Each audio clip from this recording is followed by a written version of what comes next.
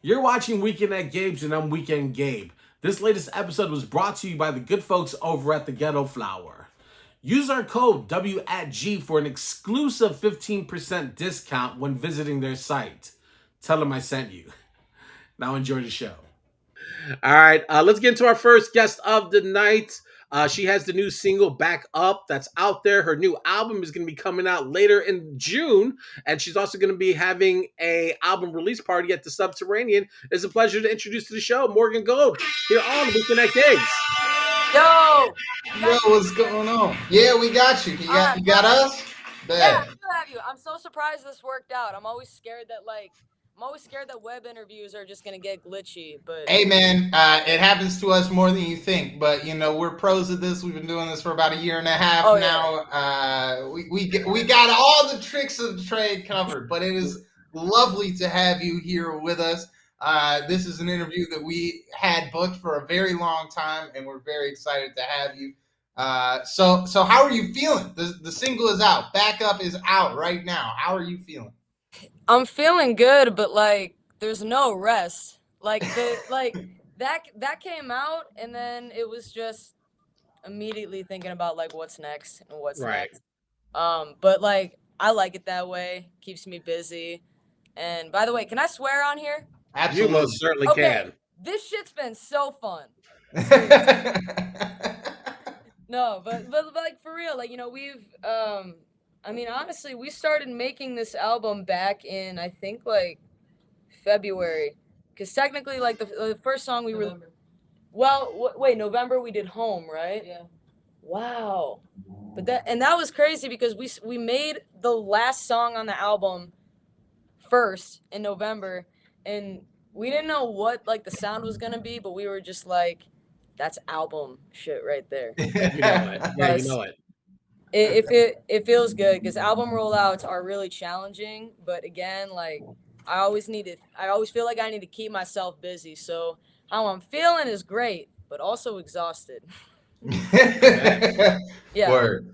yeah. Well, you've been really busy dropping a string of singles. We got Two Queens that came out this year so far, and then we also have How It Started that also came out this year. So you've been kind of like leading us towards the release of the album in little over a month now. So are Yeah. you excited? Because I know that with usually artists, you guys work on these things for years. It's new to us, but you've probably listened to it hundreds of times, so you're ready to get it out there. So I'll talk about sort of that anxiety of like finally like birthing this project into the world. I mean, there's always a little bit of anxiety when you're taking an idea and trying to bring it to life. You're always gonna run into obstacles. You're always gonna have to change the way you frame things. But like, I think just like working in real time, especially like working with someone that I call my fiance, my best friend, my collaborator, my producer, my partner. Like, it feels that much more natural and more genuine. So Sure. that takes the pressure off because it actually feels like I'm doing it not just like, to gain fans, which is the goal of an artist, but I'm actually doing it for and with people I care about. Yeah. And, as you guys know, I mean, that's the beauty of Chicago. And Mm. this is like my fourth year officially doing music here. And even though like, and I was just telling Jamie this the other day, even though like the anxiety is like even heavier because it's an album, I feel like I've just grown so much more appreciative of the community around me and the way that we like lift each other up, that I already know I got good people in my corner no matter what. So Yeah. it actually takes a lot of the anxiety away in that way. But, albums are challenging, but I've always wanted to do this. I've never done an album before. Hell yeah. Awesome. While we're on that topic, obviously you and your fiance work very closely together. I believe she produced backup, engineered backup, but also last night you guys threw it down. Girls' night went up. That's Uh, right. tell us a little bit about that night. What went down last night? And So last night was I've never seen so much ass shaking on a Monday. It was the most beautiful thing ever. And it's crazy. Give it up. Give it up for Ass. Seriously. Give it up for Ass. But so it's crazy because we were like, I stood back and I was thinking about like, we really started this a year ago. Me and No Montana Hannah, like we met, I think we met through Ever Evolved, and then we were doing a show on their roster, and then we were just talking and had an idea about doing an all-female lineup because we had never seen something like that, at least in any of the shows that we had done. So we were like, let's throw one on, and started out at Canvas's dance studio in Melrose Park, and SubT then was gracious enough to let us try out a residency there. And Mondays are nerve-wracking, especially when you're trying to build up your credibility. You never know if people are going to show up on a weekday. And the love and support that we've seen just proves that it doesn't matter what day it is. Like, you want to come out and support good music and have a good time. You don't care what day it is. And just seeing new faces, amazing. Literally, like, the last two shows, Jamie would like either go outside or go at like the upstairs show and recruit people, and then just like, have it be like, hey, like, the show's ending soon, like, come on down, like, all girls, what's up? And then like people on the street would come in, and just, it's cool because over the course of the year we've seen familiar faces, come back because like, they're part of us, or they just love the show so much they come back. But then you see them then mingle with new people. It's such a beautiful feeling, and it was great. I wanted to sort of talk about that because you in multiple interviews you've sort of talked about the Chicago's energy as far as the music community, the people. You talk about how sort of invigorating that feeling is that you get from the city and the vibe. Talk a little bit how that has evolved in your music career from your time coming here as a student at Columbia. Now you're a veteran making music. How has that energy? Columbia, I gotta hit him with the air horn. Yeah, there you go. Drop it. But talk a little bit about like sort of what that energy is and what that means for you. I mean, if we're talking about from Columbia to now, you got to remember I was a comedy major. I mean, but just sort of the aura of the city though, and just you finding your way into all these different communities. Here's the thing: is from the time I moved here as a college student to now, I've been nothing but inspired. I was very fortunate enough to just like be able to find myself in groups of artists that like I felt like that I could just bounce ideas off of. And that's what's so beautiful about Chicago. Like, do you guys remember that debate that was going on Twitter about like, Chicago's music scene and everything? Like, like what's wrong with it? No, I have no idea. No, please. No, enlighten me, because I don't know. I thought I saw something, but whatever. But here's the thing: is that started such a good and necessary dialogue, because I think like especially over the years, personally for me, I've just become more appreciative of actually like embracing the artists around me and understanding that like there may be pressure to be an artist and get attraction, but you don't need to then retract from other artists. Like the second I stopped viewing people as competition, the music got better. Yeah.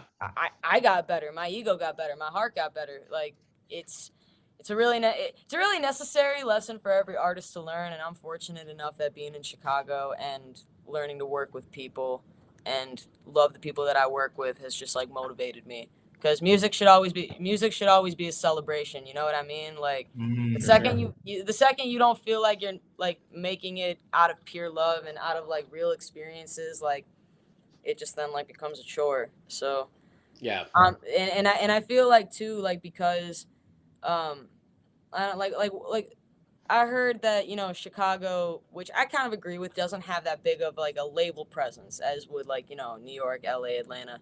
But the thing I think that makes Chicago so great is that it's so independent run. Like I feel like everyone who's got a really big platform in Chicago, it isn't just like one mainstream person. It's the platform. It's the community. Chicago is very much run by communities. And I feel like after the pandemic, everyone just kind of started relying on each other more. If that makes sense. It's crazy. Like I met more people than I ever have between, I think, like 2020 and 2022. And so many people that I call my friends and my colleagues, and just like the love and sense of community, I think, is only growing stronger. And that's what's just going to drive Chicago to the moon. Like, Yeah. so much good music is being dropped, so much good art is being made, and I'm so fucking proud to represent the city. Hell awesome. Yeah. While we're on the topic, I do want to talk about Columbia College for Comedy, because it's speaking of communities, that's a community that we love to have on the show for our Thursday Thunnies segment. And we did see Spicy Mike is in the chat talking about, we saw you in a basement 3 weeks ago for the 422 show thrown by Ben Moscow. And I noticed after going back and watching the interview and hearing you say that you came out of Columbia for Comedy, that you are using those skills still to this day, especially in your crowd work, just the way that you have this stage presence, this sort of loose, but you still pack a punch. You know what I mean? I try. I mean, here's the thing: is like, so I'm gonna be real. When it came to comedy, I was good at sketch writing and like just naturally hosting, but like I sucked at improv. And I think that plays very much into my stage presence, because sometimes I could be saying some shit on the mic that I just, makes no sense and just did not need to be said. It's like, but like, I think, I don't know, I've just kind of embraced it. It adds a little bit to my charm, like, a little bit of quirk. But the crazy thing that comedy taught me that I still keep is, well, there's a few things. Don't be a dick. I heard that phrase so many times amongst comedians. Yeah.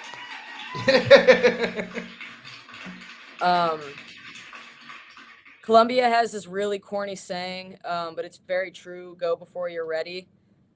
You're never gonna, you're never truly gonna be prepared. You just kind of have to go for it and see what happens. And then Second City specifically taught me to take care of the audience. Just because like comedy is like one of those art forms where like you're literally laughing because you're set up for the joke sets you up for anticipation, so it's like a heightened sense of emotion, and then the laugh is the release. So there's like a little bit of fear like based in the play of comedy. So if you're gonna cross boundaries with people, you have to know how to take care of them and get trust.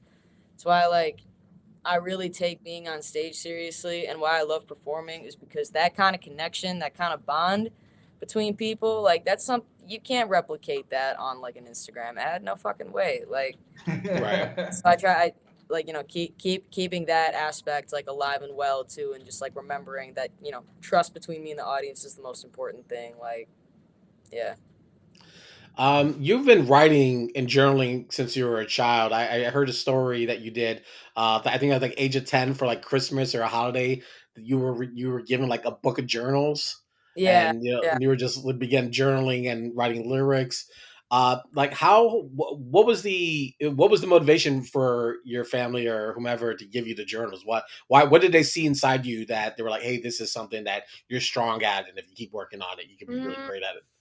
I think I just like around that time I started expressing like a big interest in music. Like at like the earliest like songs that I remember blasting were like, or at least that really stuck to me, were like Beatles, Ray Charles, Elvis Presley, and then specifically the song "You Got Me" by The Roots. And I don't know why like those songs and those artists like really got me into like melody, and Lauryn Hill too. Of course. I fell in love with the Miseducation album at an early age. And so like I like the performance and melody, like catchiness aspect of music really resonated with me. And so like, and I don't know, I was a very expressive kid. So, when I went to my mom and said for my birthday, I want a bunch of notebooks so I could start writing. She's like, cool, shut up, put it down in a notebook. Like, you don't want much, I see. All right. Yeah. So I just started writing songs. I became very obsessed with the pop formula, like especially like listening to like Beatles songs, like right. The 4 simple bars, every other rhyme. Like I would just write those in my journal, and then it was just a really fun pastime. And then found out that I had perfect pitch, so I was like, that's a dope skill. Let's put that to guitar. And then, you know, I kind of went in between hobbies. Like, you know, I did musicals for a while and acting, and then I did comedy. But like throughout all of that, songwriting actually like stuck with me, like more than anything else. And so when I was like really, you know, like 18, trying to figure out what I want to do, you know, I see that I'm still writing. So like, Yeah. it always kind of stuck with me. And I don't know, just like little catchy melodies would like dance around in my head from an early age. And so I knew that if I didn't put them down on paper, like even at the age of 10, I was like, I have to get these ideas out of my head. Otherwise I'm going to go crazy. No, word. And speaking of, you know, all the genres and falling in love with the pop genre, you've been on a campaign of your own here to get a new subgenre coined on Spotify, and that subgenre for everybody listening is ethereal R&B, which makes a lot of sense if you listen to that Morgan Gold music. But explain to the people, what is ethereal R&B? Does it have a structure in that same way, like pop? What are we doing here first? And then well, I mean, first of all, ethereal R&B has been around for a really long time. Like when I think of ethereal R&B, I think of Janae Aiko. Like, of course, classic. Like, and the crazy thing is like when I thought of the description of my music as ethereal R&B, I put the two words together because like the root of my inspiration in music is an R&B. And when like and there was a paper that actually like in like, you know, fucking 2019 that described me as ethereal R&B, and that always stuck with me because ethereal is such a cool word. It literally means like, you know, too delicate and too beautiful for this world. It's like very otherworldly, very spiritual. And I was like, yeah, and I thought to myself, the best kind of R&B is the ethereal R&B. And that was I called it ethereal pop R&B because those are the two sounds that are really like making, especially this Midas sound, but it just has the kind of pop charm to it. But at its heart, it's R&B with this ethereal feeling. I just did so much research and I was stunned that ethereal R&B had never been like ever called an established genre. Sure. Like I've seen ethereal pop before, but like ethereal R&B, I never saw in one article those two words together or someone referring to some artist as that. Sure. And when you know, in not seeing any of that, I was like, that doesn't make any sense. Like ethereal R&B needs to be a thing because like so many people now and so many people in the past have done it. Right. And have contributed so much to R&B and why I love R&B. I would just like to see it get credited as a genre so all the people who are doing those sounds can be properly credited. Because ethereal music and the music that can trigger an ethereal feeling is the most powerful shit I think that you can do with music as a tool to heal people. Is make it ethereal and keep it beautiful. So seeing just ethereal R&B talked about more, yeah, I think just it would do so much wonders for just like people's ears and looking for the ethereal feeling in music. You know what I mean? Because that shit's so beautiful to me. You know what I mean? Anytime music can give you a spiritual experience, so anything I can do to get people to think about the ethereal feeling more. That's what it's about. All right. Before we get to fun questions, I got one last question. You were quoted as saying a few years ago, you're not properly telling your story if you don't know what you're talking about. When you stop giving into fear and you let your thoughts express themselves, no matter how distorted or dark they are, you'll start telling your story properly, unquote. Can you describe any of the fears that you had to overcome to sort of master your storytelling and to get to the root and heart of the lyrics of songs that you're creating? When did I say that shit? That's crazy. I believe I have to look it up. Does that not sound like you? No, it definitely sounds like me. It's very dramatic and yeah, it's got like 10 too many words, but like, yeah, damn. So, I mean, here's the thing though, is that I'm sure I did say that because that rings very true. I mean, you know, when I started doing music, I literally just did it because I was obsessed with wanting to get fame and attention. And I kind of had to realize that that need turned into desperation, which translated into fear of people not liking me. And doing music continuously just because you want people to like you or you're scared of people not liking you, it's so exhausting because you're not serving yourself. You're not really asking yourself. You're asking yourself, what do they like? You're not asking yourself, what do you like? How do you feel? Right. And I think just because because I really wanted to take music seriously and I wanted to really use music as a tool to kind of find myself and understand myself a little bit better. I had to just really be honest with myself in my writing. This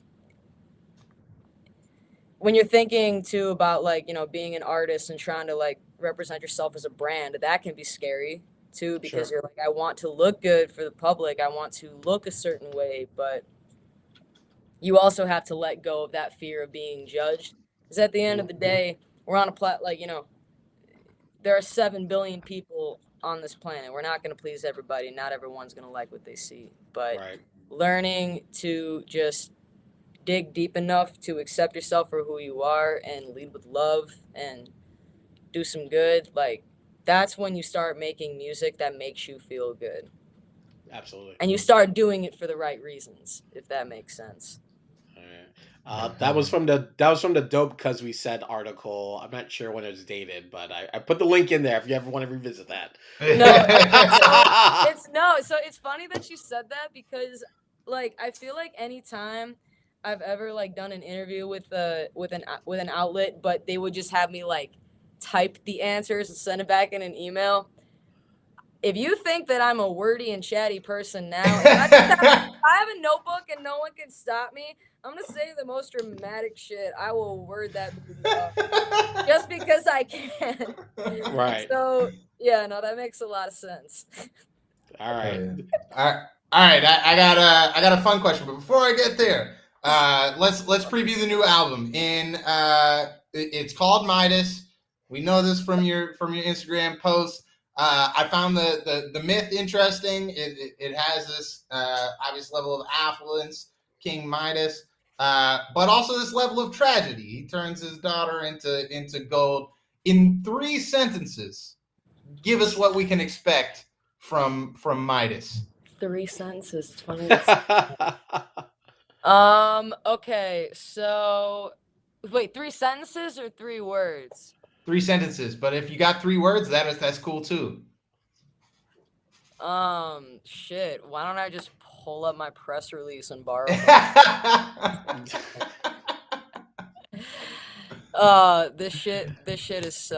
This press release is so gay.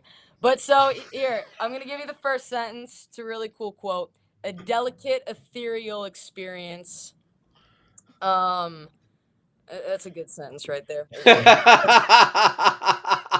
What's a good second one? Of emotions. A roller coaster of emotions. A cinematic experience unlike any other. Hell yeah. And we wish we could still get tickets to that listening event, but that thing has reached capacity. No. Just come. We'll figure it out. All right, listen. I'll be in your DMs. We'll definitely figure that out. Don't worry about it.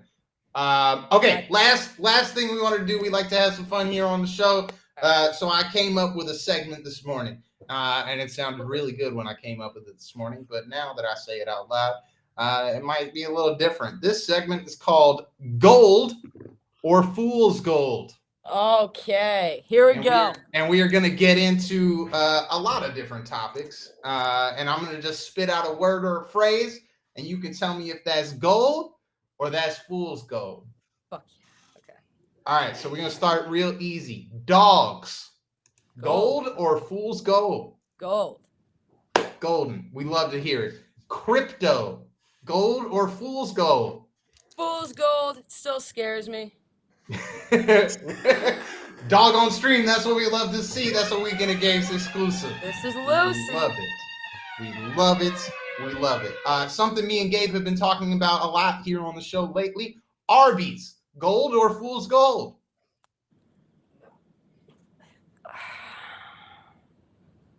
Careful. I haven't had it, so I can't judge it. Oh, you got to get down off that fence. You might get hurt up I've there. had Hardee's, which is bomb. Okay. Isn't Hardee's just Carl's Jr. though? Like it's just like the same thing. Yeah. Essentially, yeah. The curly fries are unreal, and they have a pretty bomb chicken sandwich. Yeah, I've never had Arby's. I've went inside an Arby's, and I didn't really like the smell of it. But I think it was because I was expecting a Hardee's. Okay. Yeah, they got the similar vowels, so, but yeah, no, I can't answer. Okay, we'll have to get back to you on that one. Hiking. Gold. Love it. Ethereal RB. That's an easy one. Gold, absolutely. Interviews. Gold. I love talking about myself. Hell yeah. We noticed that 070 Shake came up a lot in our research as far as artists that influenced you. So this next one is 070 Shake related. Signing to good music. Gold or fool's gold? Gold, but we gotta have a conversation. Like, take me out to dinner. Word. Yeah. Word. That's a good one. People in LA have been trying to bring back leather pants. So my next one is leather pants. Gold or fool's gold? Gold. Wow. I'm so disappointed in you right now. It seems that I'm fighting this wave by myself. They're hot, like they're very hot and like sticky in situations, but I mean, come on. They're sexy. I've never, but Gabe, we're getting you in some leather pants this summer. Best believe, buddy. Like ruby red leather pants. Word. And my last one, TikTok duets, gold or fool's gold? Used to be fool's gold, but then I started doing them, so gold. Gold. Word. Ladies and gentlemen. All right, Morgan Gold joining us on Weekend at Gabe's June 24th over at the Subterranean. If you can get in, good luck. If not, then you can just watch from the outside like everyone else. Listen from the outside. Yeah. So listen from the outside. There you go. It's equally cool. It's equally cool. Yeah. But thank you so much for joining us and having a blast with us. We appreciate your time so much, and you're welcome back to Gab. And we encourage you to stay away from Arby's at all costs. Trust your spidey senses. All right, noted. I got you. You did good. All right, enjoy the rest of your evening. Thank you so much again. Thank you. Morgan Gold on Weekend at Gabe's. That was pretty good. I like that segment. Fool's gold. Very good. It was good. Very clever, Sam Crane. You know what? Sometimes my mom gave me notebooks as a kid too. You know what I mean? I can come up with my things sometimes. I got Nintendo games. That's what kept us all quiet and just entertained. Like here, damn your imagination. Stare at Mario fall into the pits and try again. That was our entertainment. You guys won, I think, in your childhood. I'm not sure if I won. Thank you for watching the latest episode of Weekend at Games on YouTube, brought to you by the Ghetto Flower. Make sure to also click on the links in the description for more information to our guests and access to exclusive new music from the Ghetto Flower and so much more. Make sure to also like and subscribe to the show, and also continue to share, support, and show love by clicking on any of the links surrounding my head. Thanks for watching.